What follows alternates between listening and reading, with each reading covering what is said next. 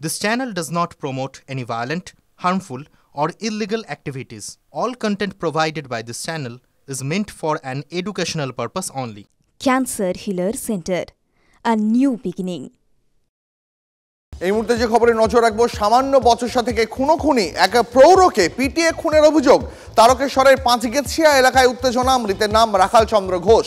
আরো বিস্তারিত জানাবেন প্রতিনিধি সনৎ রয়েছেন টেলিফোন লাইনে। সনৎ, কিভাবে এই ঘটনা ঘটলো? পুলিশ সূত্রে এখনো পর্যন্ত আর কি তথ্য উঠে আসছে?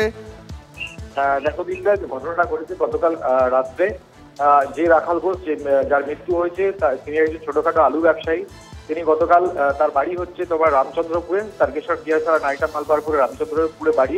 সেখান থেকে তিনি পাঁচগেছিয়া গিয়েছিলেন আলু কিনতে, এবং ফেরার সময় যে ইঞ্জিন ম্যান হয় সেই ইঞ্জিন ম্যানকে সাইড দেওয়া নিয়ে বচসা শুরু হয় কয়েকজন ওখানকার এলাকার মানুষের সঙ্গে।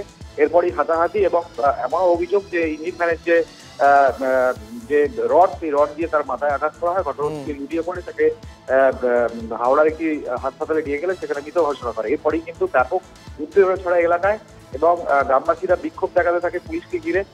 সেখানে উপস্থিত ছিলেন অতিরিক্ত পুলিশ সুপার কিশোর রায় সহ একাধিক থানার আধিকারিক। বুঝতে পেরেছি সনৎ, আপাতত অনেক ধন্যবাদ তোমাকে।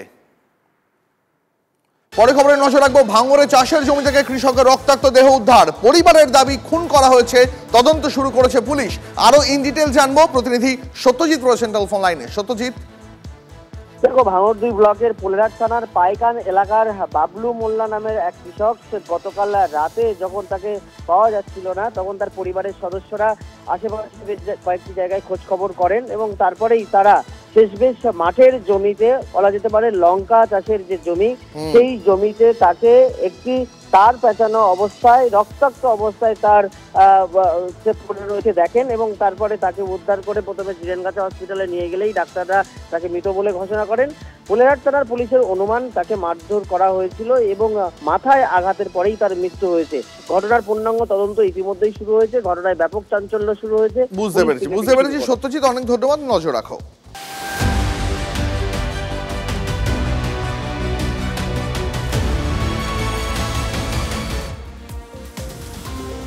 জামুরিয়ায় কাপড়ের দোকানে ভয়াবহ আগুন। আগুনে গ্রাসে 3 তলা দোকান। গভীর রাতে আগুন লাগে দোকানে। দমকল পৌঁছানোর আগেই গোটা দোকানে আগুন ছড়িয়ে পড়ে বলে অভিযোগ।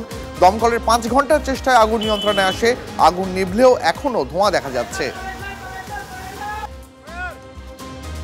খয়রাশোলে উদ্ধার বালতি ভর্তি তাজা বোমা। ইট ভাটার পাশে ঝোপ থেকে প্লাস্টিকের বালতিতে 10টি তাজা বোমা এবং প্রায় 1 কিলো বোমা তৈরির মশলা উদ্ধার।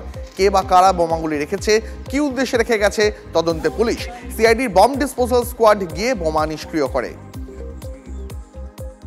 ফোন করে ব্যবসায়ী স্ত্রী এবং কন্যাকে ধর্ষণের হুমকি। স্বরূপনগরের গুণরাজপুরের ঘটনায় চাঞ্চল্য। ব্যবসায়ী স্ত্রীকে ধর্ষণের হুমকি এবং শিশু কন্যাকে স্কুল থেকে তুলে নিয়ে গিয়ে ধর্ষণ করার হুমকি। আখরাতুল শেখ নামে এক ব্যক্তির বিরুদ্ধে অভিযোগ। স্বরূপনগর থানায় লিখিত অভিযোগ দায়ের পরিবারের তরফে। দোলের দিন দোকান না খোলায় ব্যবসায়ীকে ব্যাপক মারধর। দোকান ভাঙচুর এবং অন্তঃসত্ত্বা স্ত্রীকে ধাক্কা মেরে ফেলে দেওয়ার অভিযোগ। তৃণমূলের পঞ্চায়েত প্রধান এবং তার অনুগামীদের বিরুদ্ধে অভিযোগ। ব্যবসায়ীর বাড়ি এবং দোকান লক্ষ্য করে ইট ছোড়ার অভিযোগ। ইটের ঘায়ে আহত অন্তঃসত্ত্বা মহিলা। বাগদা থানায় অভিযোগ দায়ের করা হয়েছে।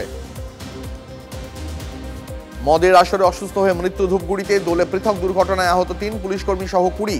বাজারঘাট এলাকায় মত্ত বাইক চালকদের দাপাদাপি। দুর্ঘটনায় আহত বেশ কয়েকজন। শালবাড়ি এলাকায় মদ্যপ বাইক চালকের ধাক্কায় আহত হন ধূপগুড়ি থানার আইসি সহ 3 পুলিশকর্মীও। সুন্দরবন ওয়াইল্ড অ্যানিমাল পার্কে বাঘের মৃত্যু। বয়সজনিত কারণে মৃত্যু হয়েছে বাঘটির। গাইডলাইন অনুযায়ী বাঘটির ময়নাতদন্ত হবে। প্রায় 21 বছর বয়স হয়েছিল বাঘটির। 15 বছর ধরে পুনর্বাসন কেন্দ্রেই ছিল বাঘটি।